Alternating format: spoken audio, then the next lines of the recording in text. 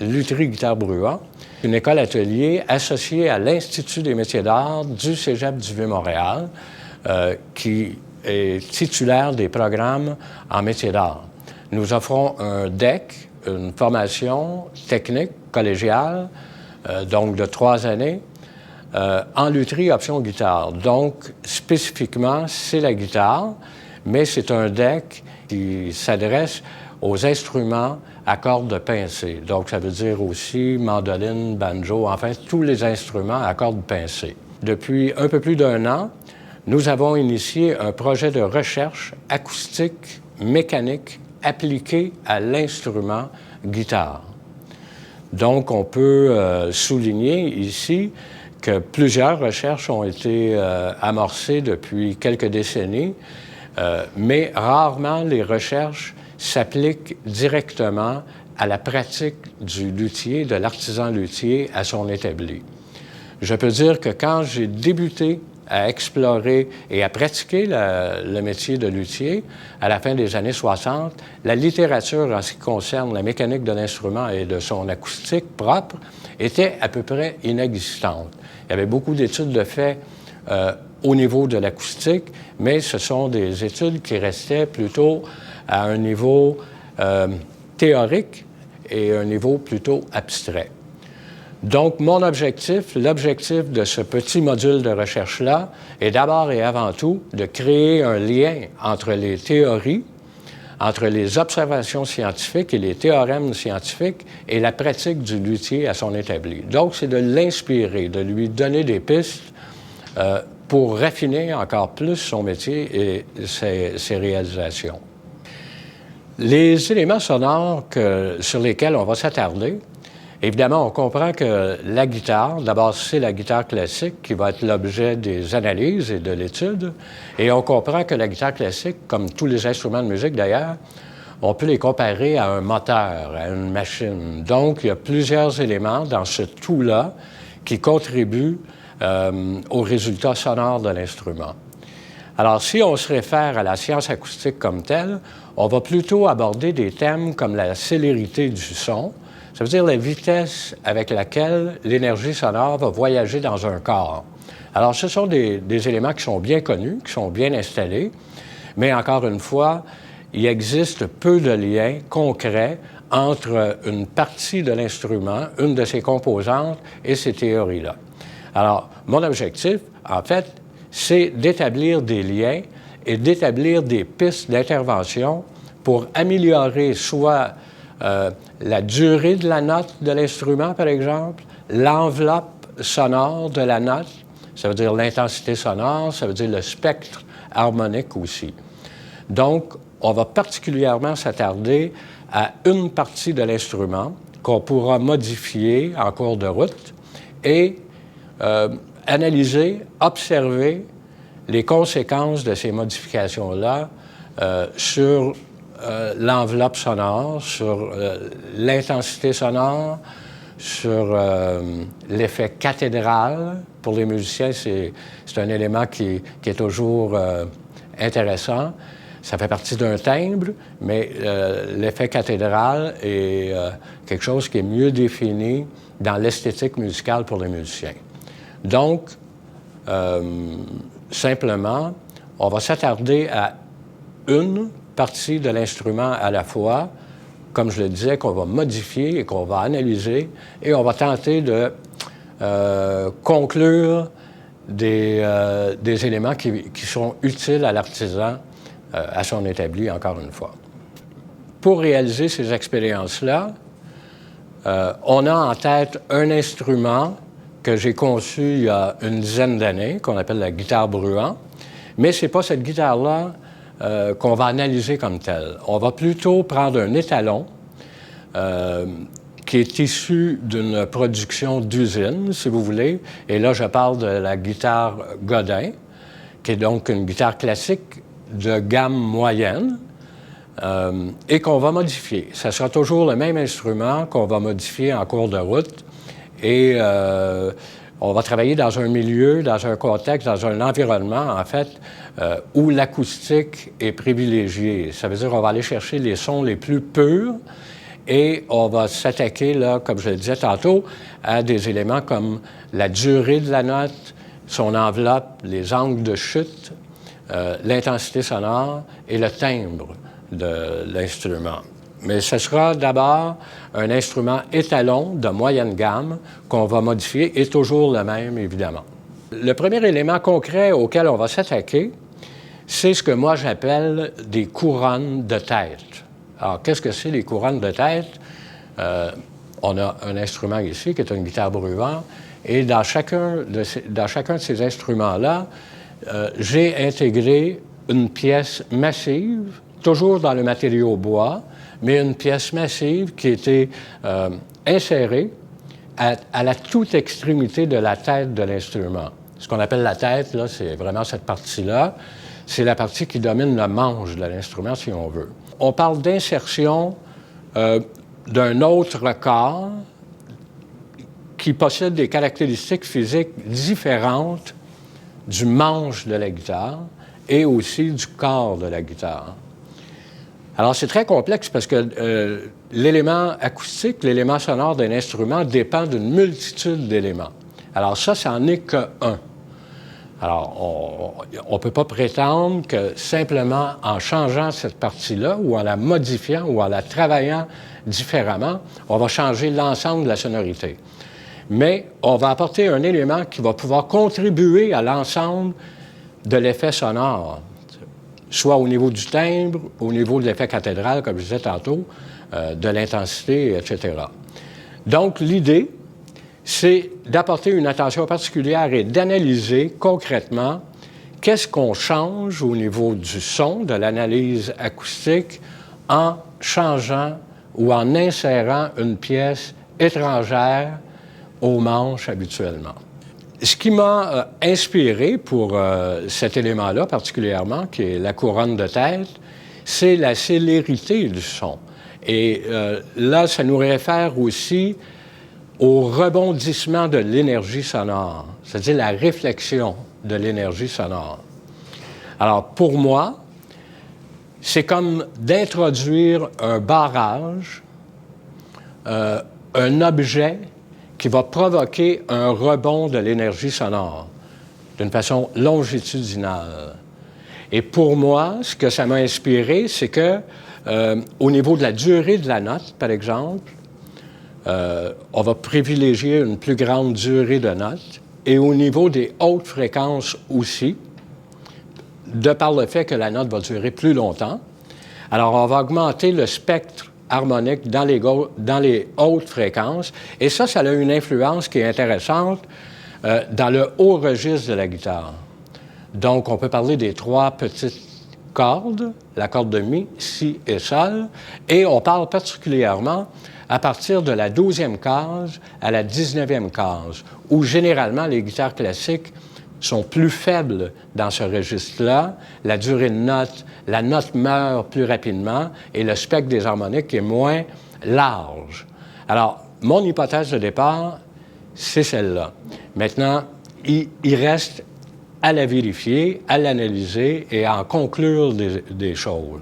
Le défi que j'ai eu, c'est de créer un outil qui nous permet de mesurer les notes, les sons, les fréquences d'une façon très précise, constant, égal, pour toutes les notes qu'on a à travailler pour tout le long du projet de recherche.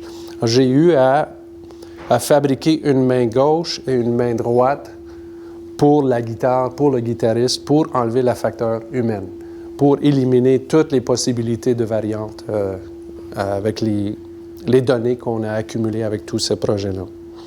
Alors ici, la main droite, parce qu'on s'est vite rendu compte que quand on tirait sur une corde, quand on jouait l'instrument, la main humaine n'était jamais de la même force, on n'avait jamais de la même attaque, ça ne pouvait pas se faire d'une fois à l'autre d'une façon égale. Alors il fallait vraiment éliminer ce facteur-là.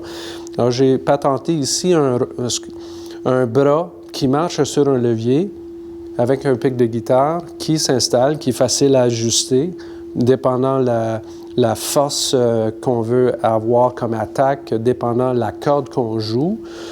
Tous les ajustements sont vraiment faciles à faire pour que ça soit facile à utiliser aussi. Et avec un poignet ici, on a juste à tourner et ça fait activer la corde. Toujours d'une façon constante, toujours d'une façon régulière, de la même niveau de décibels même. On cherche toujours que ça soit constant. Et c'est un peu la même histoire pour la main gauche. C'est quand on pèse sur une corde, on joue l'instrument, on ne met jamais la même force, jamais la même attaque, jamais la même pression sur la corde. Ça change à chaque fois qu'on enlève le doigt puis on le remet. C'était un problème qu'on a vu avec les premières expériences de prise de son. Alors, il fallait que je trouve une façon pour pouvoir fretter l'instrument. J'ai une vis ajustable pour que la pression sur la corde soit toujours la même chose. On l'amène très fin, très fin, pour que ça soit constant. Je peux l'ajuster pour aller chercher toutes les notes qu'on désire pour le test. J'ai une vis pour la tension sur la corde. J'ai un ajustement ici qui me permet d'aller chercher la corde que je veux.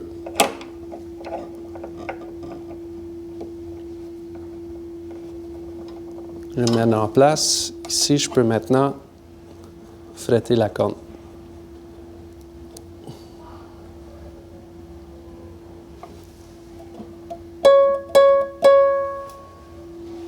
J'ai un ajustement ici pour la hauteur de la corde. On peut venir changer dépendant de la corde qu'on veut attaquer ou faire les expériences. Je peux l'amener en hauteur.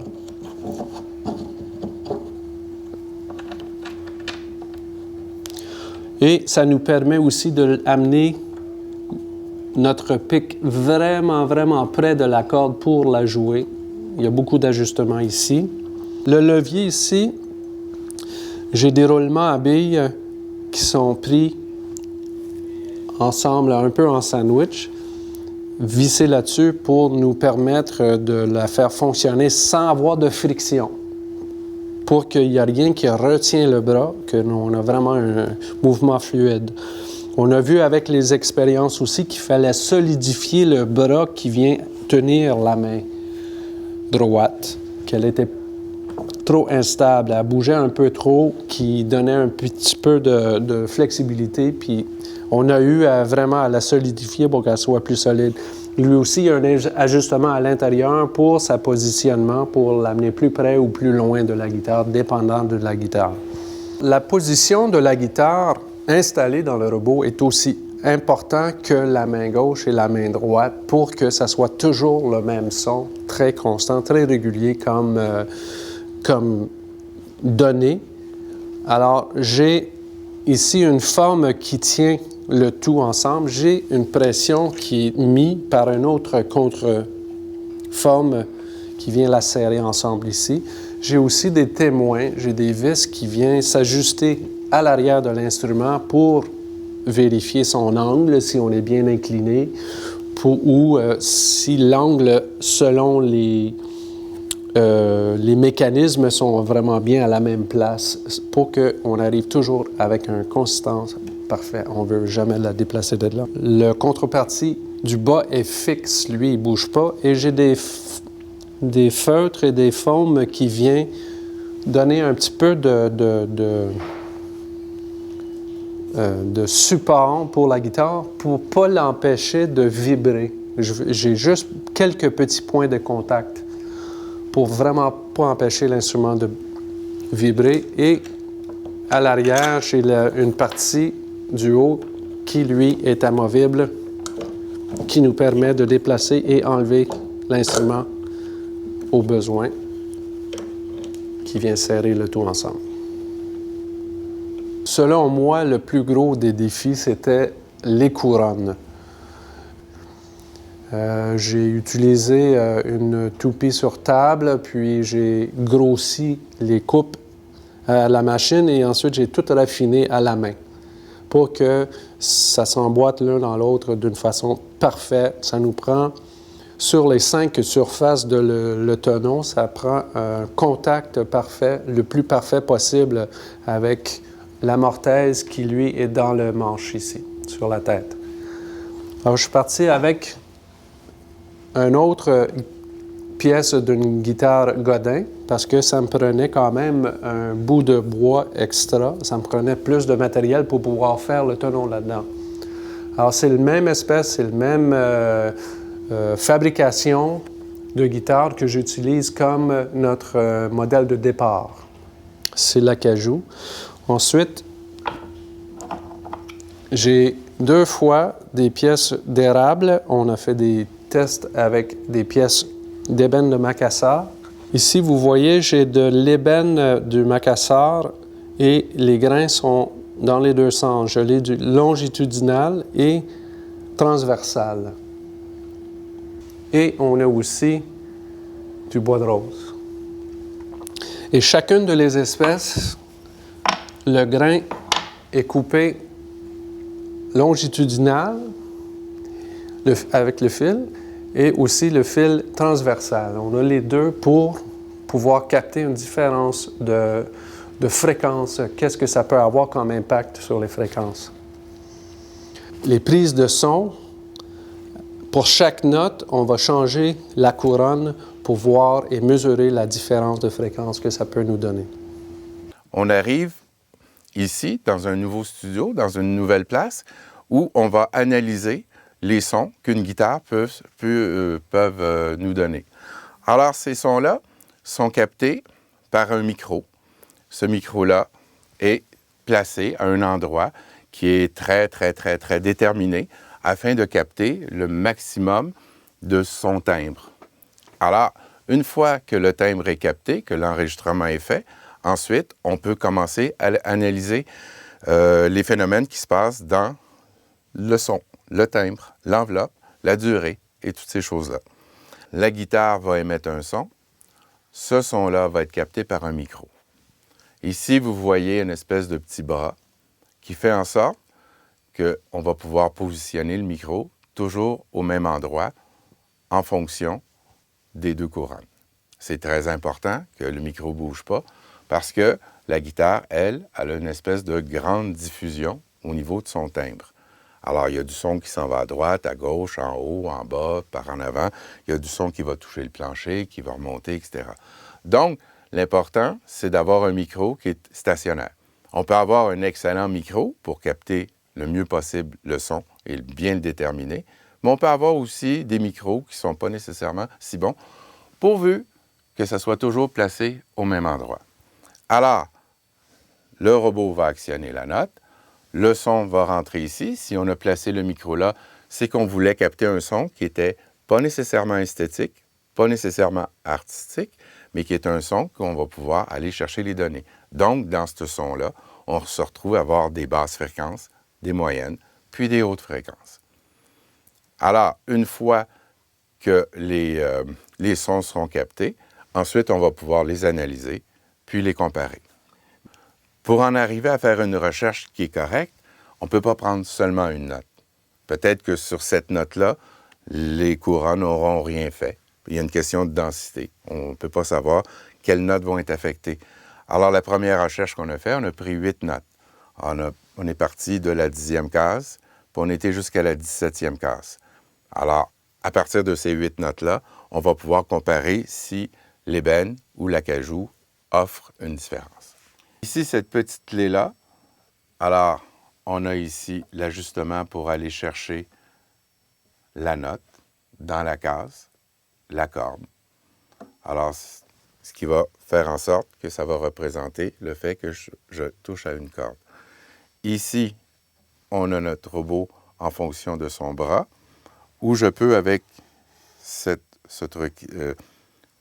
avec cette espèce de pilier-là, je peux déplacer le robot pour qu'il ait des angles différents. Je peux aussi le monter pour aller chercher les différentes cordes. Et avec la petite manivelle qui est ici, j'actionne le son. Bon, alors là, on est ailleurs. On est dans la régie. On vient de recevoir notre son. Alors, on peut vous le faire écouter. Voilà notre son. Notre son a passé par des fils, est rentré dans notre carte de son, qui est ici. Ensuite, passe par la console. Mais de la carte de son, a été enregistré sur le séquenceur.